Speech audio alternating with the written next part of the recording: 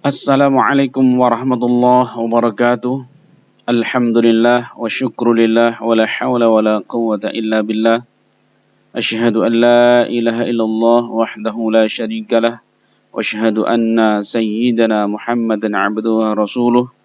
Allahumma salli ala sayyidina Muhammad wa ala alihi wa sahbihi wa baraka wa sallam. Anak-anakku yang dirahmati Allah Subhanahu wa taala, pada kesempatan ini kita akan membahas tentang prinsip-prinsip tujuan dan pembagian fikih Islam, pengertian fikih ibadah. Baik, yang pertama kita akan bahas tentang prinsip-prinsip fikih Islam. Prinsip fikih Islam atau hukum Islam adalah titik tolak pelaksanaan ketetapan-ketetapan Allah yang berkaitan dengan orang yang terkena beban hukum atau mukallaf, baik yang berbentuk perintah, larangan maupun pilihan-pilihan. Prinsip yang paling utama adalah ketauhidan, keadilan, dan kemanusiaan.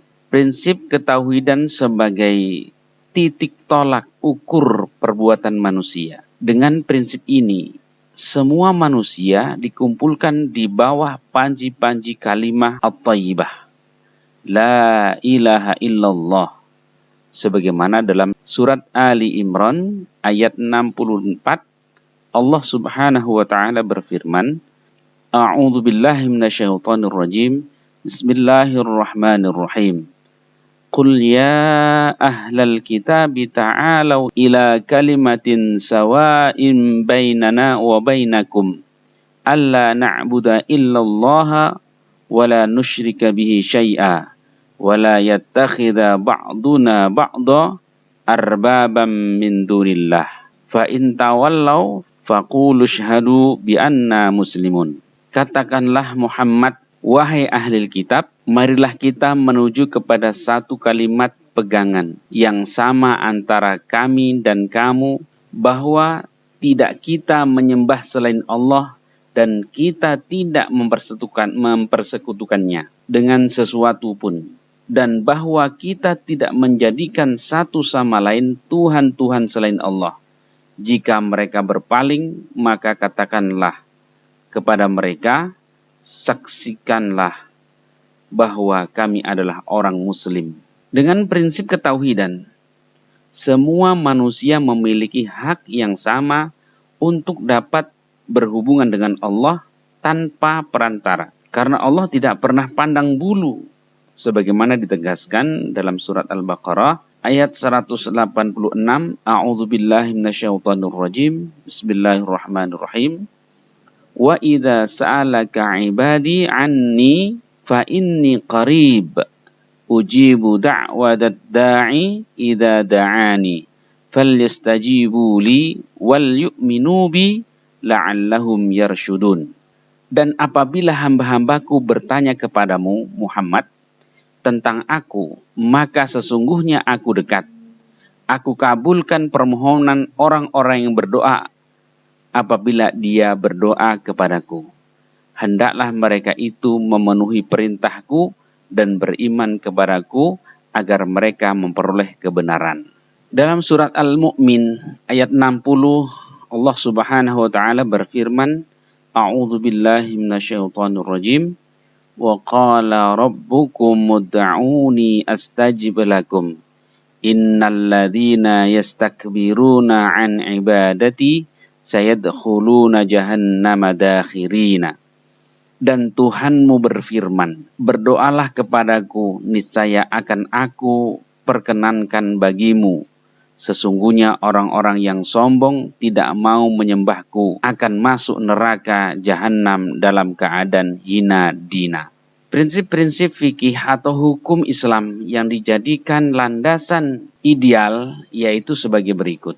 Yang pertama, prinsip tauhidullah, bahwa semua paradigma berpikir yang digunakan untuk menggali kandungan ajaran Islam yang termuat dalam Al-Quran dan hadis, dalam konteks ritual maupun sosial, harus bertitik tolak dari nilai-nilai ketauhidan, yakni tentang segala yang ada dan yang mungkin ada.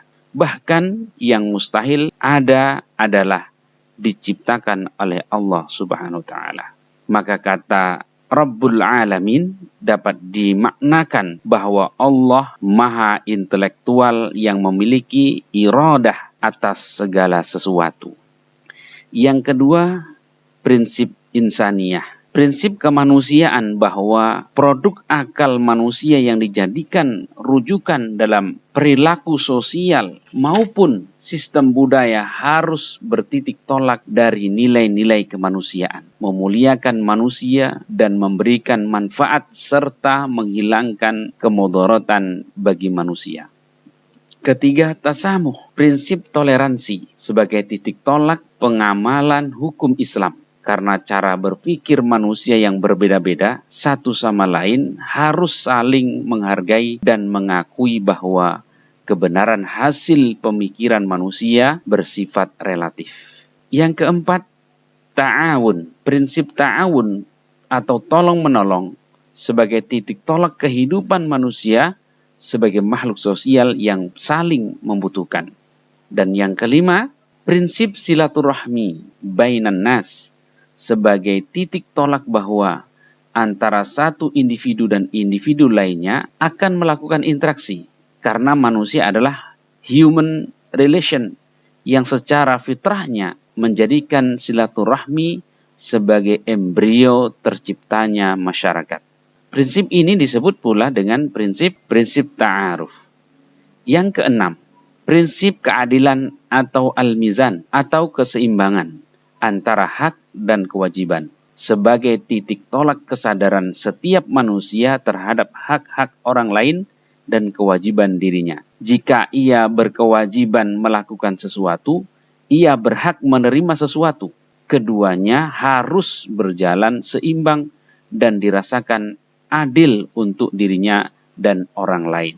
Yang ketujuh, prinsip kemaslahatan umum atau al-masalih al-ammah, yakni yang bertitik tolak dari kaidah penyusunan argumentasi dalam berperilaku bahwa meninggalkan kerusakan lebih diutamakan daripada mengambil manfaat. Dar'ul mafasid muqaddamun min jalbil masalih. Operasionalisasi kaidah ini berhubungan dengan kaidah yang menyatakan bahwa kemaslahatan umum lebih didahulukan daripada kemaslahatan khusus. Al-maslahah al-amah muqaddamun min al-maslahah al-hasanah. Kaidah umum yang dijadikan titik tolak kemaslahatan dalam situasi dan kondisi tertentu dapat berubah.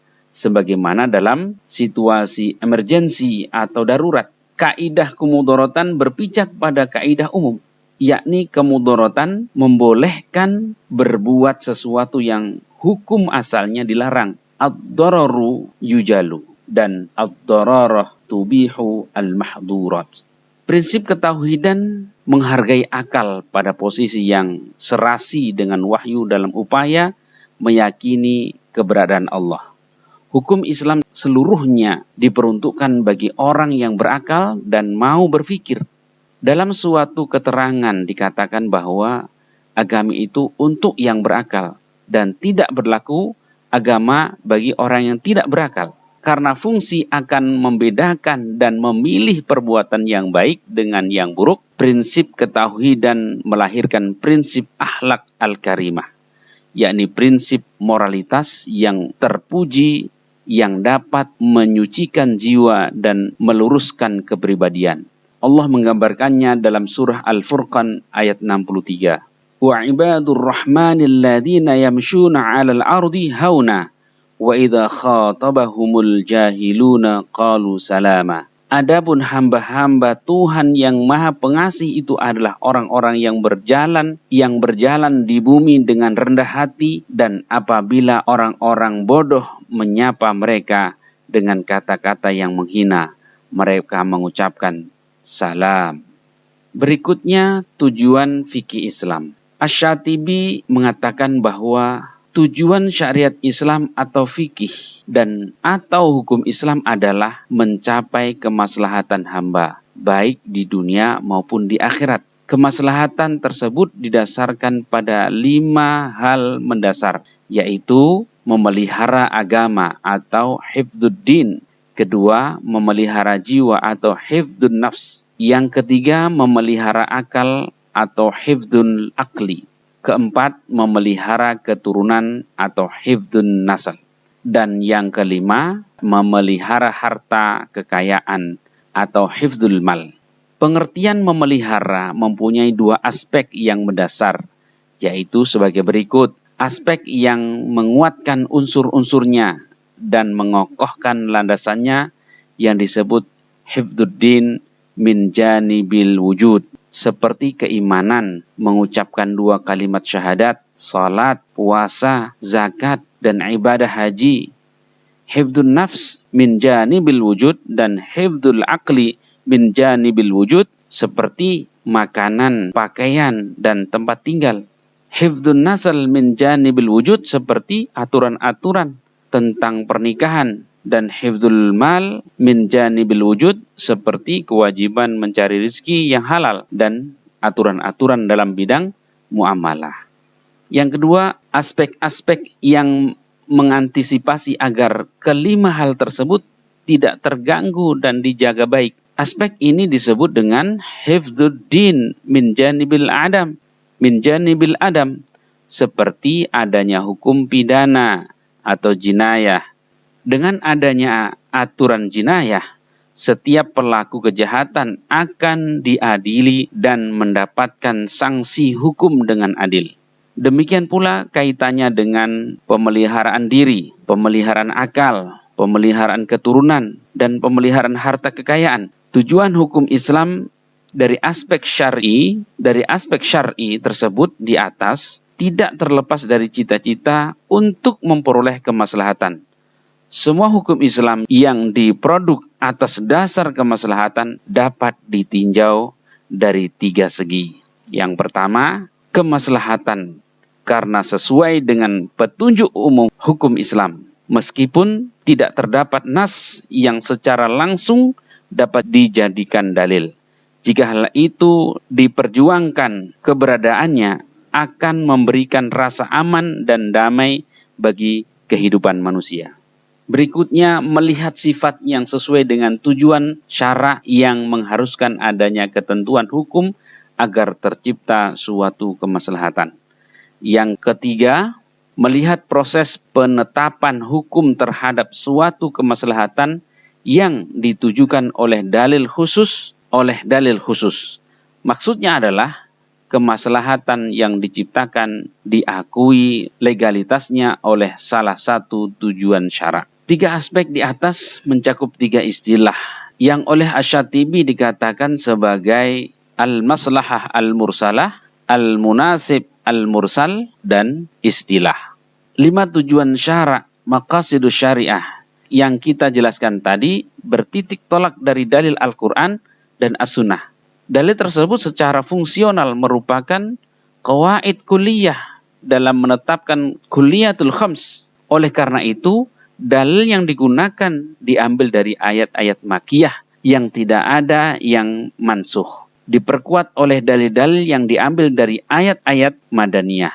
5 tujuan syariat tersebut difokuskan menjadi 3 peringkat kebutuhan berdasarkan skala prioritasnya masing-masing, yaitu kebutuhan daruriyah, artinya kebutuhan utama yang menjadi skala prioritas yang paling esensial, yaitu 5 tujuan syariat itu sendiri, yakni memelihara agama, memelihara jiwa, memelihara akal, memelihara keturunan, dan memelihara harta.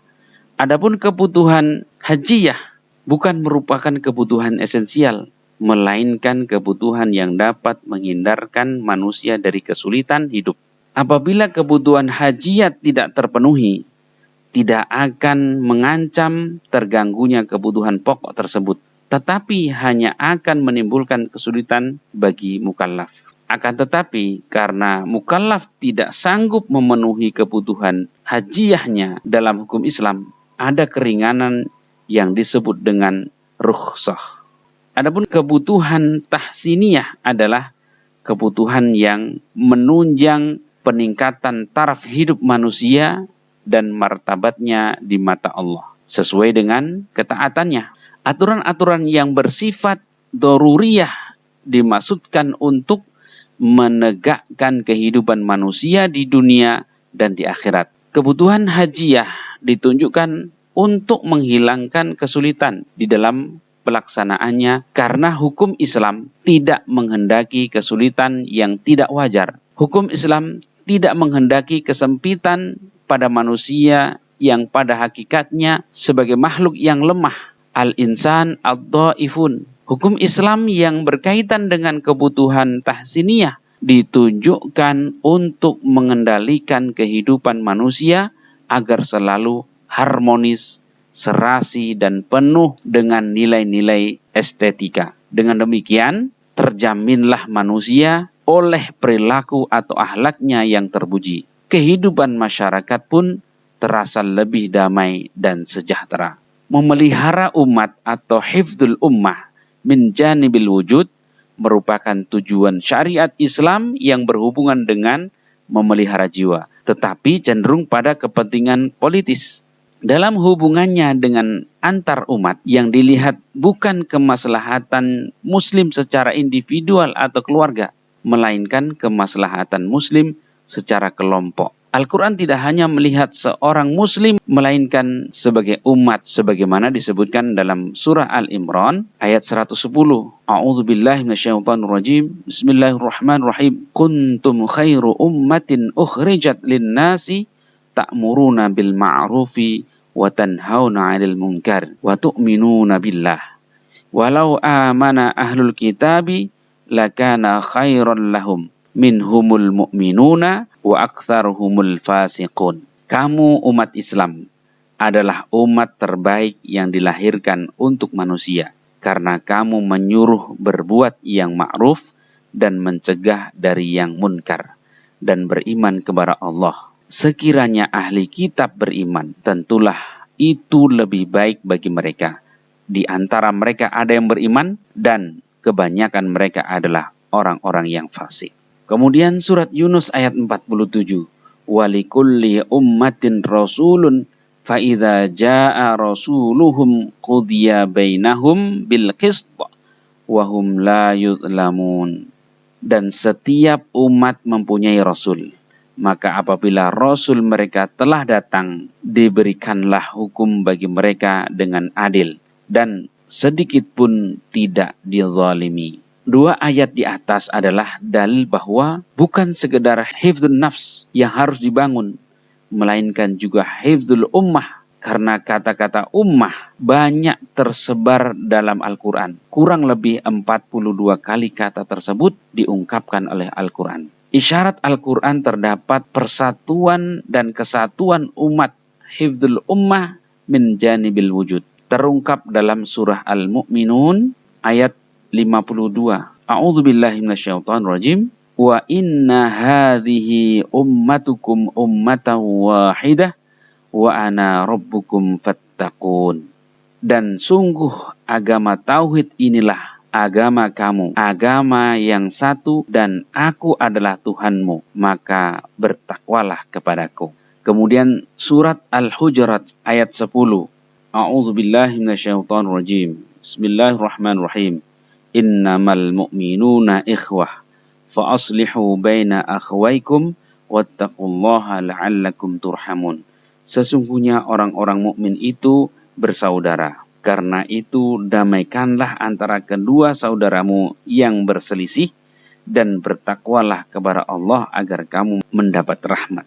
Dengan demikian jelas perbedaan antara bidang ubudiyah dan muamalah.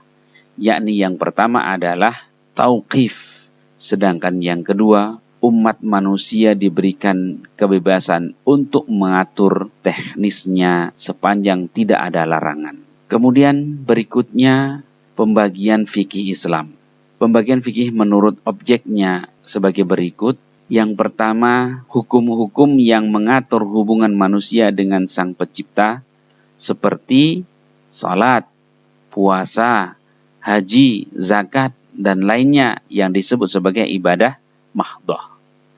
Yang kedua, hukum-hukum yang mengatur pembentukan dan pembinaan rumah tangga seperti masalah perkawinan, talak, rujuk, nafkah, nasab, dan waris yang disebut al-ahwal asy-syakhsiyah. Yang ketiga, hukum-hukum yang mengatur hubungan manusia satu sama lain, baik yang menyangkut harta kekayaan maupun hak-hak yang disebut al-muamalah.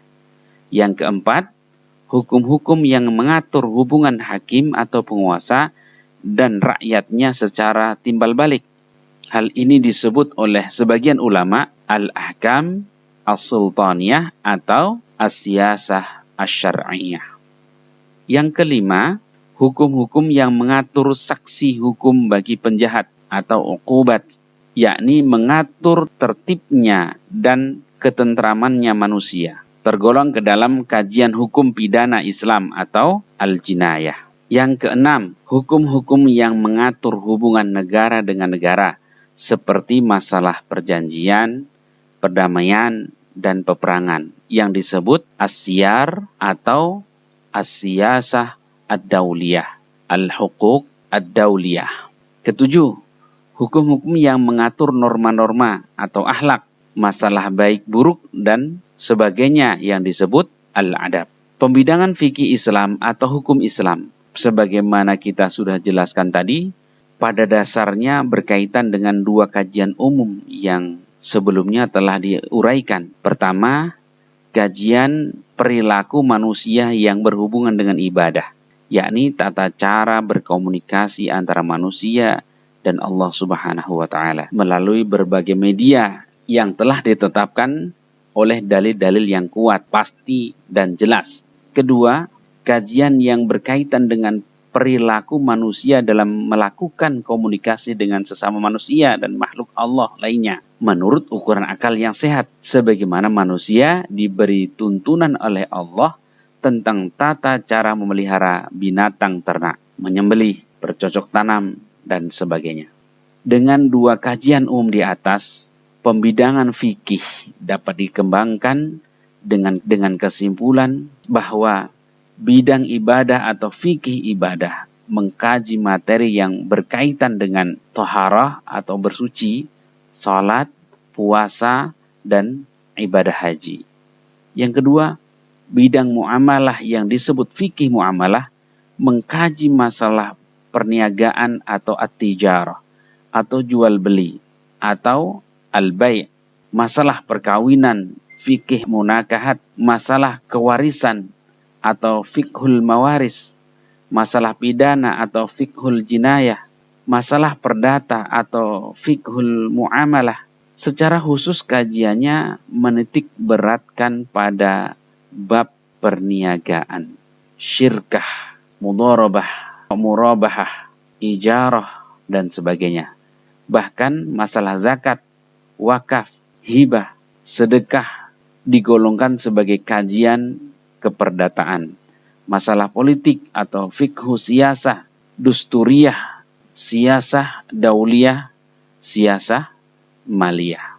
Demikian pula dengan Hasbi Asy-Siddiqi yang mengatakan bahwa para penulis kitab fikih Syafi'iyah membagi pembahasan fikih pada 4, yaitu bagian ibadah, bagian muamalah, bagian munakahat, dan bagian jinayat. Tiap-tiap bagian dipecah menjadi beberapa kitab. Tiap-tiap kitab dibagi menjadi beberapa bab. Tiap-tiap bab diuraikan menjadi beberapa pasal atau masalah. Dalam kajian tertentu, terdapat kitab yang tunggal, yakni tidak mempunyai bab dan pasal. Pokok masalah yang dapat diuraikan dalam beberapa bab dan beberapa pasal dinamai kitab, umpamanya kitab at-thaharah, kitab as-salah, kitab as-syiyam. Kitab tersebut adalah kumpulan masalah atau pembahasan atau hukum-hukum yang berkaitan dengan pembahasan tertentu. Kitab at-thaharah artinya kumpulan masalah yang berkaitan dengan bersuci dari najasah. Kitab as-salah artinya kumpulan masalah yang membahas tentang salat. Contoh pembagian model tersebut di atas dapat dilihat dalam pembahasan fikih ibadah. Terdiri atas pertama kitab thaharah, kedua kitab salah, kitab jenazah, kitab zakat, kitab wakaf, kitab syiyam, kitab haji. Dalam menetapkan prinsip umum yang berkaitan dengan masalah ibadah dan muamalah, dalil-dalil yang terdapat dalam Al-Quran dan As-Sunnah terbagi pada dua macam sifat dalil, yaitu sebagai berikut. Qat'iyah dilalah, yakni dalil-dalil yang menunjukkan makna dan kandungan hukum yang jelas, kuat dan pasti, sehingga tidak diperlukan penafsiran lagi atas dalil tersebut. Misalnya dalil tentang salat. Dirikanlah oleh kamu salat. Aqimus shalah. Dalil tersebut bersifat qat'i sebagai perintah mendirikan salat. Jika muncul pertanyaan, salat apa yang dimaksudkan? Jawabannya adalah semua salat, karena sesungguhnya semua salat harus didirikan. Yang kedua, dhanniyah dilalah. Dalil-dalil yang kandungan makna dan hukumnya belum pasti, sehingga membutuhkan penafsiran. Sebagaimana dalam Al-Quran surat An-Nisa ayat 3. A'udzubillahi minasyaitonirrajim. Wa in khiftum alla tuqsitu fil yatama fankihu ma taba lakum minan nisa'i mathna wa thulatha wa ruba'. Fa in khiftum alla ta'dilu fawahidah aw ma malakat aymanukum dzalika adna alla ta'ulu. Dan jika kamu khawatir tidak akan mampu berlaku adil terhadap hak-hak perempuan yatim, bila mana kamu menikahinya, maka nikahilah perempuan lain yang kamu senangi, 2, 3, atau 4. Akan tetapi jika kamu khawatir tidak akan mampu berlaku adil, maka nikahilah yang seorang saja, atau hamba sahaya perempuan yang kamu miliki.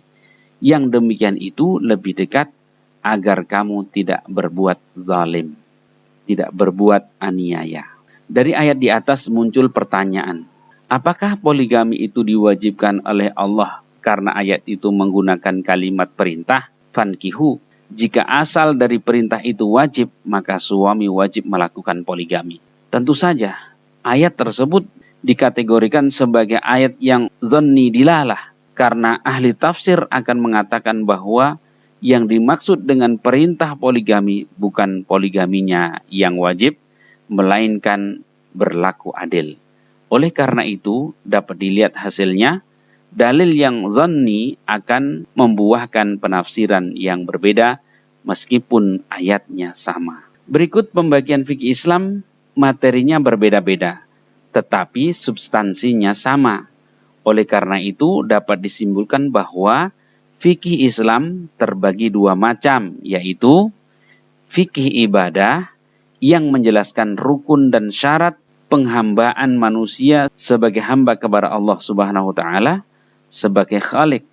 Yang kedua, fikih muamalah yang menjelaskan rukun dan syarat tata cara manusia beribadah kepada Allah melalui hubungan antara sesama manusia. Dalam fikih muamalah diuraikan dalil-dalil yang berkaitan dengan prinsip-prinsip muamalah. Sedangkan pengembangan tata cara bermuamalah diserahkan sepenuhnya kepada manusia sebagai makhluk yang berfikir dan berbudaya.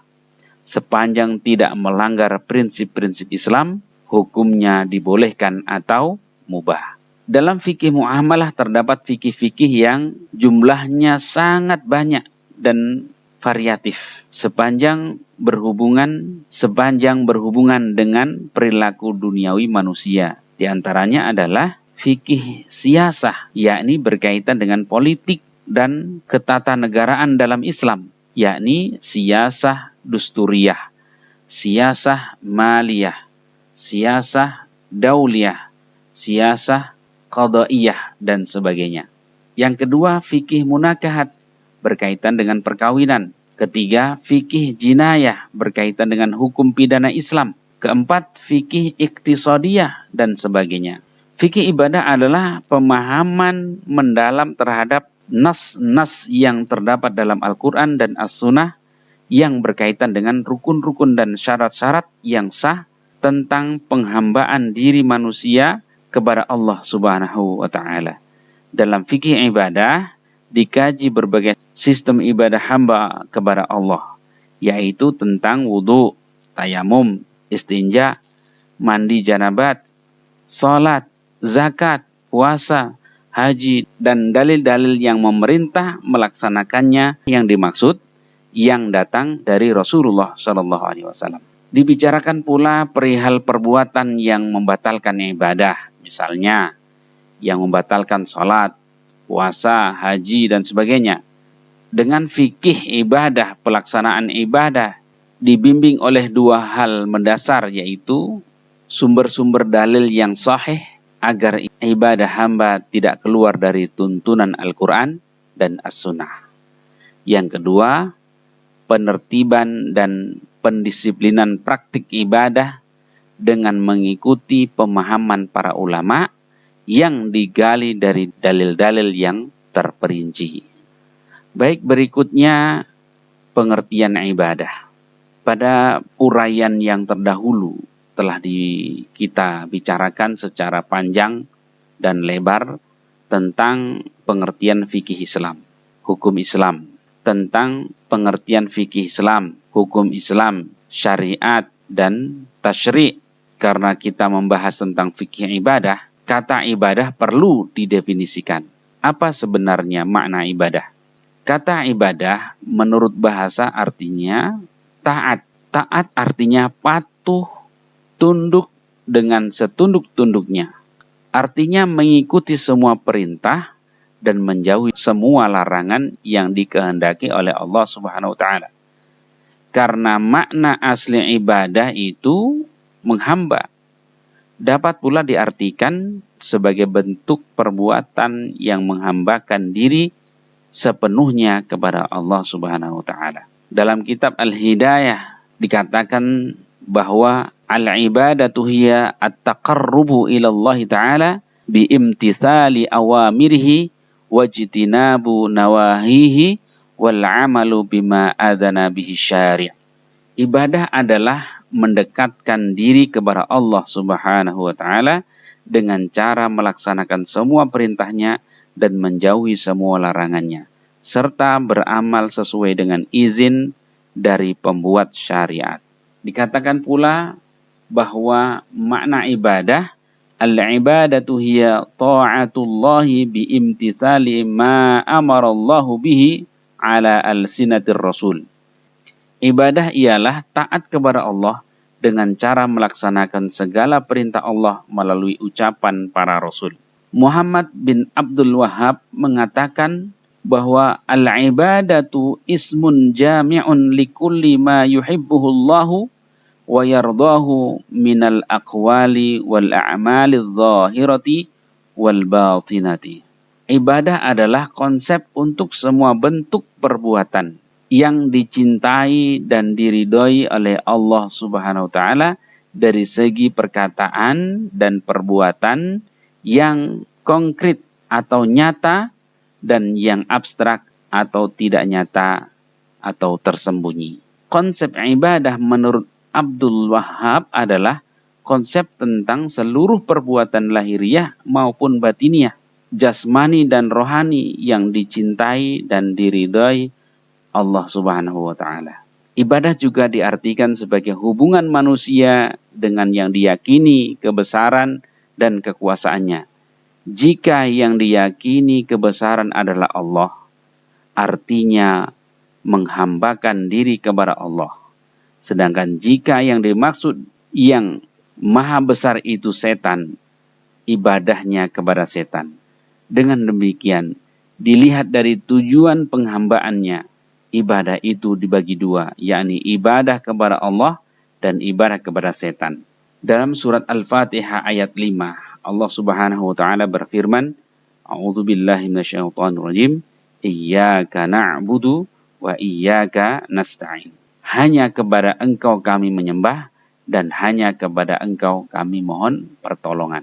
Na'budu diambil dari kata ibadah, kepatuhan dan ketundukan yang ditimbulkan oleh perasaan terhadap kebesaran Allah sebagai Tuhan yang disembah karena berkeyakinan bahwa Allah mempunyai kekuatan yang mutlak terhadapnya. Nasta'inu atau mohon pertolongan diambil dari kata isti'anah, artinya mengharapkan bantuan untuk menyelamatkan suatu pekerjaan yang tidak sanggup dikerjakan dengan tenaga sendiri.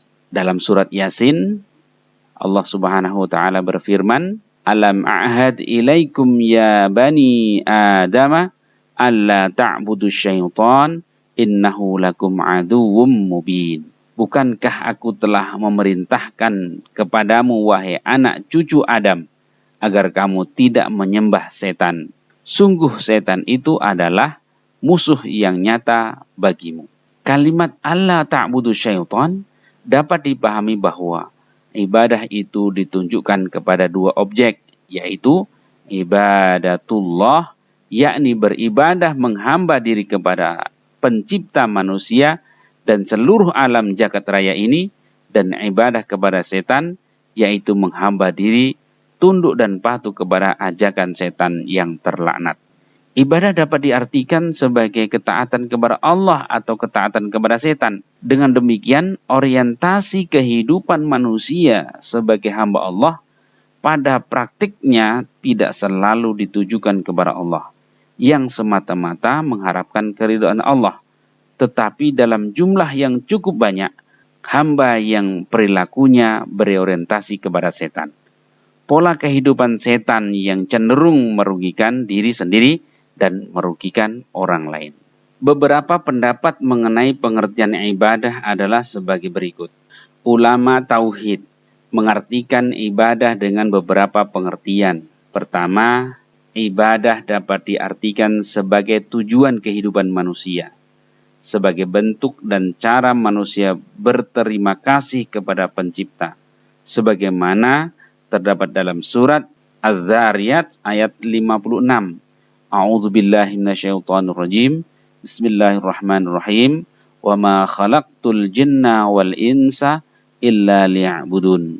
Dan aku tidak menciptakan jin dan manusia melainkan agar mereka beribadah kepadaku.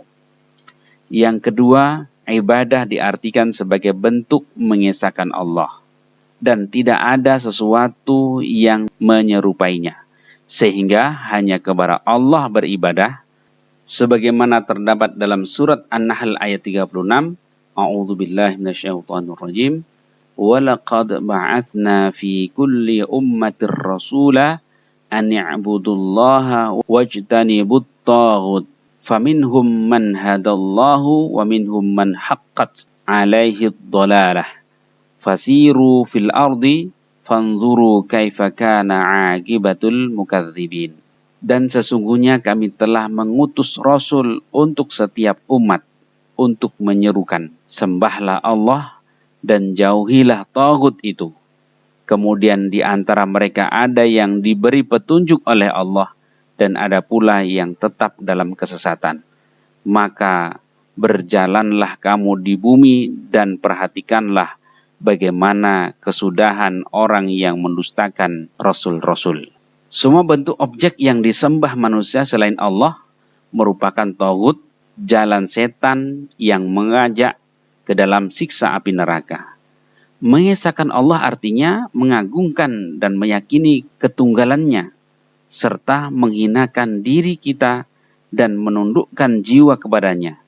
Dengan demikian, ibadah adalah tauhid, artinya mengesahkan Allah, Tuhan yang disembah, ketauhidan pada zat sifat dan af'alnya.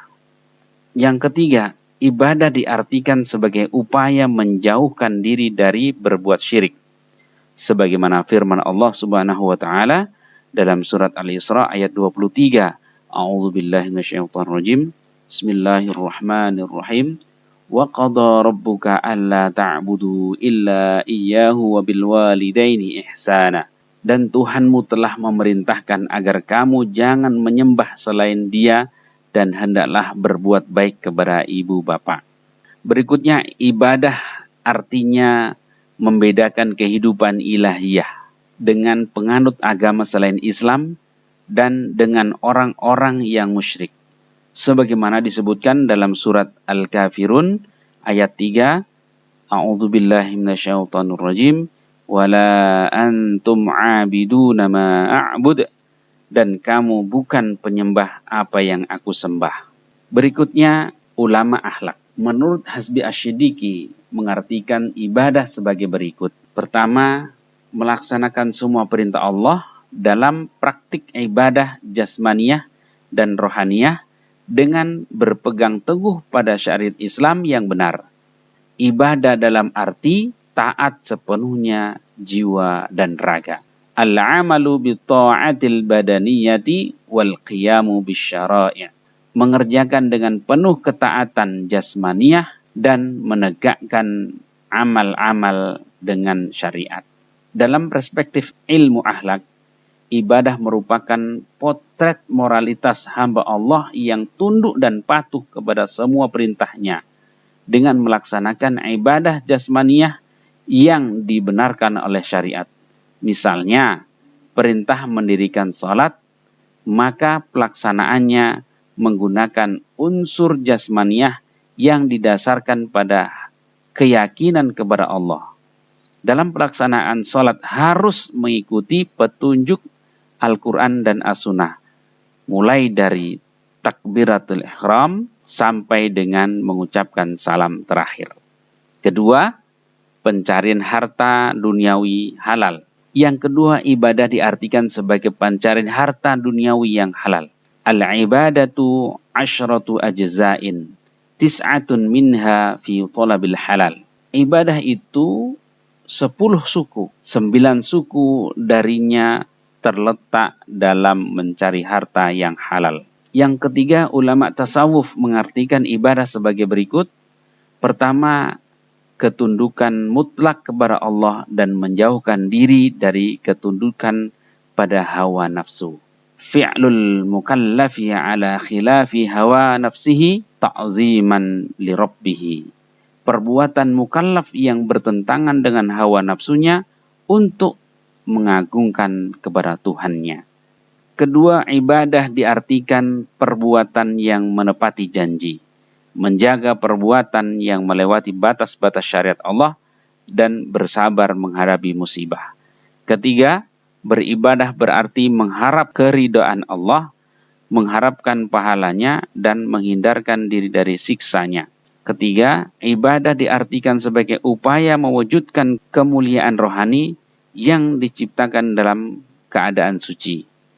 Keempat, ibadah dalam arti menjalankan kewajiban karena Allah berhak disembah, tanpa ada pamrih sedikit pun.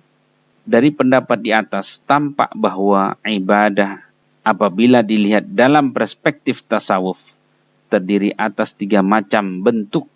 Yang pertama, ibadah hamba Allah yang mentalnya seperti pedagang, melaksanakan ibadah karena mengharapkan keuntungan, yakni mengharapkan pahala dan surga. Ketiga, ibadah hamba Allah yang mentalnya seperti hamba sahaya, yang beribadah karena takut berdosa dan takut siksa api neraka, seperti budak yang takut kepada majikannya. Yang ketiga, ibadah hamba Allah yang saleh, ikhlas beribadah dengan niat berterima kasih kepada Allah yang telah melimpahkan rahmat dan rahimnya. Ibadahnya tidak ada hubungannya dengan keberadaan surga dan neraka. Meskipun keduanya tidak diciptakan oleh Allah, ia tetap ikhlas beribadah sebaik mungkin dengan penuh keikhlasan. Yang keempat, pengertian menurut fuqaha. Para fuqaha mengartikan ibadah yang pertama, ketaatan hamba Allah yang mukallaf yang dikerjakan untuk mencapai keridhaan Allah dan mengharap pahalanya di akhirat. Kedua, ibadah ialah melaksanakan segala hak Allah. Perkataan ta'abud diambil dari kata ubudiyah atau menghambakan diri. Semua bentuk ketaatan yang bersifat demikian, yakni dikerjakan semata-mata karena mencari keridhaan Allah dan merupakan pekerjaan hati yang bersifat rahasia, dinamakan ibadah. Dengan pengertian-pengertian di atas, dapat disimpulkan bahwa makna ibadah adalah ketundukan manusia kepada Allah yang dilaksanakan atas dasar keimanan yang kuat dengan melaksanakan semua perintahnya dan meninggalkan larangan dengan tujuan mengharapkan keridaan Allah, pahala surga dan ampunannya.